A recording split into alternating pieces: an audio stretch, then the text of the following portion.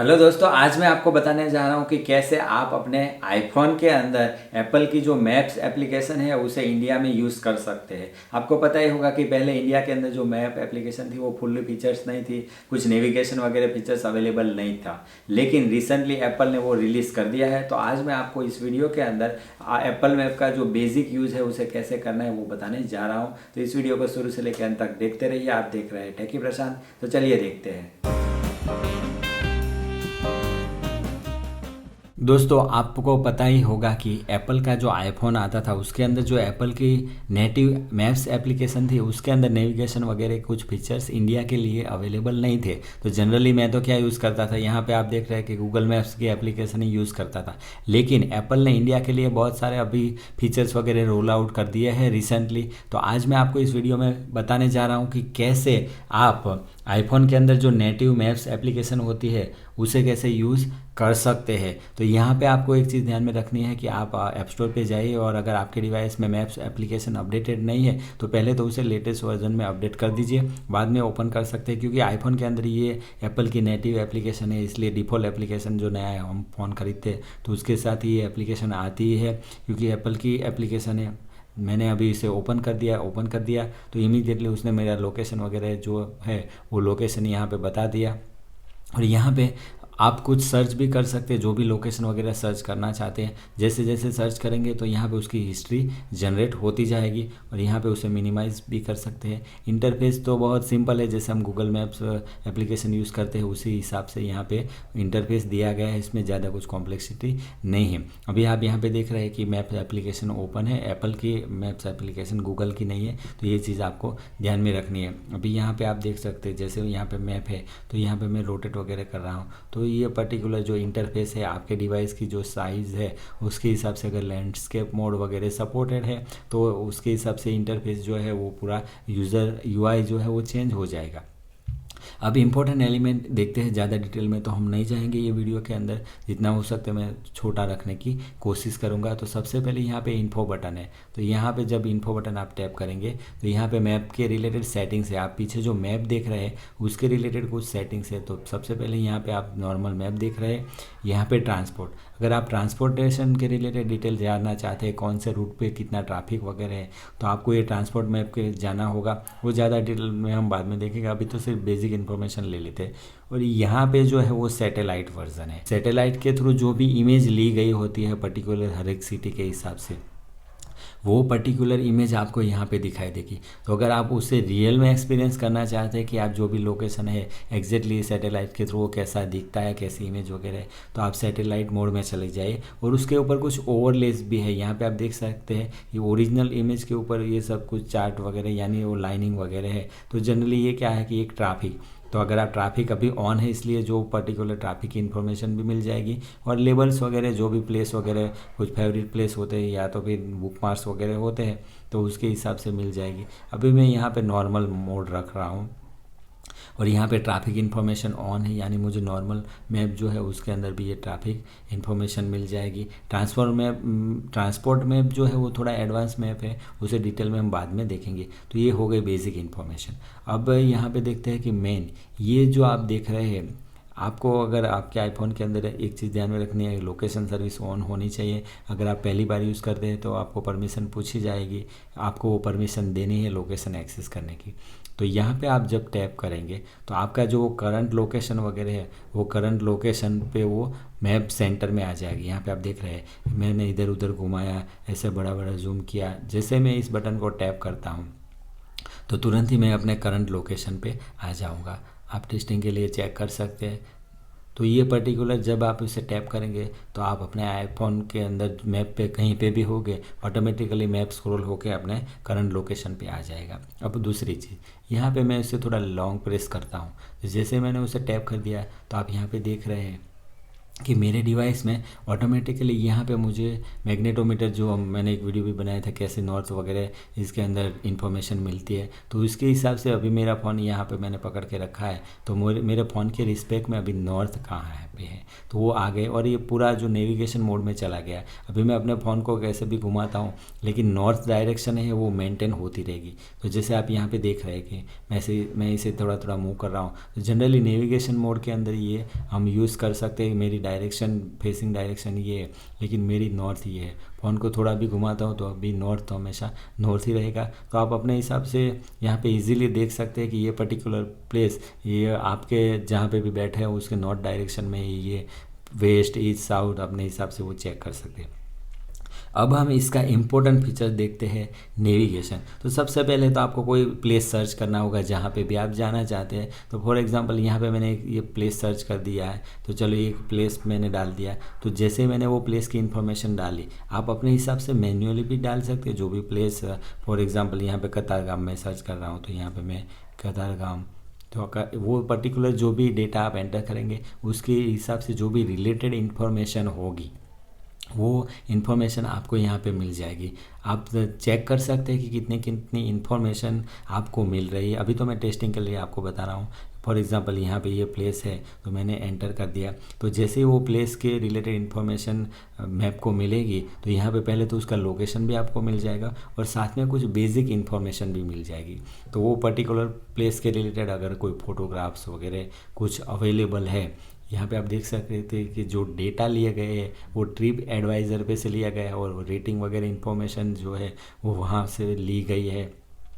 तो उसके थ्रू आपको यहाँ पे वो पर्टिकुलर प्लेस के कुछ फ़ोटोज़ वगैरह भी आपको दिख जाएंगे। वहाँ पे जो उसका जो वर्किंग आवर्स जनरली हम जिसे बोलते हैं वो भी आपको यहाँ पे इंफॉर्मेशन मिल जाएगी कि सुबह 10:30 बजे से शाम को 5:30 बजे तक ये ओपन होता है, उसका एड्रेस मिल जाएगा। तो आप कंफर्म कर सकते हैं कि आपने जो डिटेल सर्च की है मैप के थ्रू वो डिटेल प्रॉपर है कि नहीं। और यहाँ पर कुछ रेटिंग भी मिल जाएगा। तो ये आप सोचेंगे रेटिंग कहाँ से आया, तो एक्चुअली क्या होता है, एप्पल जो होती है कुछ थर्ड पार्टी साइट जो होती है या तो थर्ड पार्टी सर्विस जो होती है उसके पास से कुछ डेटा वगैरह कलेक्ट करके वो यहाँ पे एग्रीड करके पूरा प्रॉपर वे में हमें बताता है। तो यहाँ पे आप देख सकते हैं कि ये जो यूज़र के रिव्यूज़ वगैरह जो है वो ट्रिप एडवाइज़र से लिया गया है, यहाँ पे भी मेंशन किया गया है। और दूसरी का अलग अलग इन्फॉर्मेशन है वो हम बाद में देखते हैं, लेकिन यहाँ पे हम मेन फीचर जो देखना चाहते हैं वो देखना चाहते हैं कि नेविगेशन कैसे हम डायरेक्शन यूज़ कर सकते हैं। तो यहाँ पे आप देख रहे हैं कि बता रहा है कि 20 मिनट्स ड्राइव, यहाँ मीन्स मेरा जो ये पर्टिकुलर अभी करंट लोकेशन है वहाँ से मैंने जो ये वाटर पार्क की डिटेल डाल दी उसके लिए अभी 21 मिनट्स का ड्राइविंग है। तो यहाँ पर मुझे टैप करना होगा।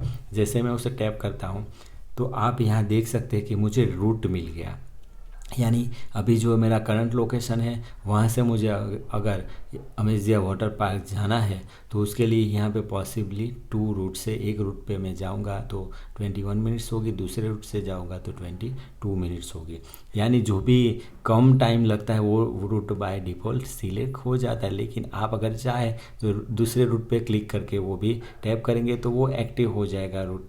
और यहाँ पे आप देख सकते हो उसमें 22 मिनट लगेंगे। तो यहाँ पे मैं डिफ़ॉल्ट रूट ही रख देता हूँ क्योंकि जो सजेशन के हिसाब से हो सकता है कि प्रॉपर रूट हो। और अब हम देखते हैं यहाँ पे अभी जो बता रहे हैं वो ड्राइविंग, यानी आप कार के थ्रू जाएंगे तो यहाँ पे आप देख सकते हैं कि सेपरेशन नहीं है, यानी 4 व्हीलर ड्राइव और 2 व्हीलर। तो आप समझ लीजिए ड्राइव मतलब आप 4 व्हीलर पे जा रहे हैं या तो फिर 2 व्हीलर पे जा रहे हैं, बाइक पे जा रहे हैं, तो सेम अप्लाई होगा। और यहाँ पे वॉक अगर आप चल के जाना चाहते हैं तो कितना टाइम लगेगा वो भी बताया। तो रूट चेंज हो गया, जैसे आपने यहाँ पे देखा कि वॉकिंग मोड पे आप चले गए तो 1 घंटा और 33 मिनट्स लगेगा और रूट थोड़ा स्ट्रेट कर दिया क्योंकि शायद कुछ चलने के लिए कुछ रास्ता शॉर्टकट भी हो सकता है। और यहाँ पे ट्रांसपोर्ट अगर कोई पब्लिक ट्रांसपोर्ट हो गया, कोई सर्विस अवेलेबल है वो पर्टिकुलर रूट के लिए, तो वो इन्फॉर्मेशन अभी मैप में नहीं मिल रही है, शायद मिल जाएगी धीरे धीरे। वो इन्फॉर्मेशन एंटर करता जाएगा एप्पल। और यहाँ पे है राइड, अगर कुछ राइड्स वगैरह शेयरिंग का ऑप्शन है लेकिन वो ऑप्शन नहीं है। तो अभी हम नॉर्मल चीज़ देखते हैं। जनरली हमें ये बाइक का ये जो मोड है वही जनरली यूज़ करना होता है। गूगल मैप में मेरे ख्याल से वो दोनों मोड है, 4 व्हीलर और बाइक वगैरह, क्योंकि कुछ छोटे छोटे रास्ते होते हैं तो बाइक का मोड जो होता है वो छोटा रास्ता भी सजेस्ट कर देता है शॉर्टकट के थ्रू, लेकिन अगर 4 व्हील का मोड हो तो वो बड़ा रास्ता ही सजेस्ट करता है। लेकिन यहाँ पे आप कंबाइन यूज़ कर सकते हैं। अब मेन चीज़ यहाँ पे आप देख सकते हैं कि डिस्टेंस भी है 8.1 किलोमीटर मेरा करंट लोकेशन से जो वहाँ का जो रूट है वो। और अब हम देखते हैं कि कैसे इसे navigation 1 by 1 turn by turn जैसे हम बोल रहे हैं वो चालू करना है। ये एक बहुत इंपॉर्टेंट फीचर्स है, क्योंकि जनरली जब भी हम कार वगैरह लेके जाते तो एक बार चालू कर दिया, कभी कभी हमने एड्रेस भी नहीं देखा होता है, तो हमें यहाँ से पूरा नेविगेशन का गाइडेंस मिलता है। मैं थोड़ी आवाज़ बढ़ा देता हूँ तो जो गाइडेंस वगैरह होगा वो हमें प्रॉपर मिलेगा। तो मुझे टैप करना है यहाँ पे गो बटन और अपनी गाड़ी के अंदर ये फ़ोन को रख देना है और आगे चलना है।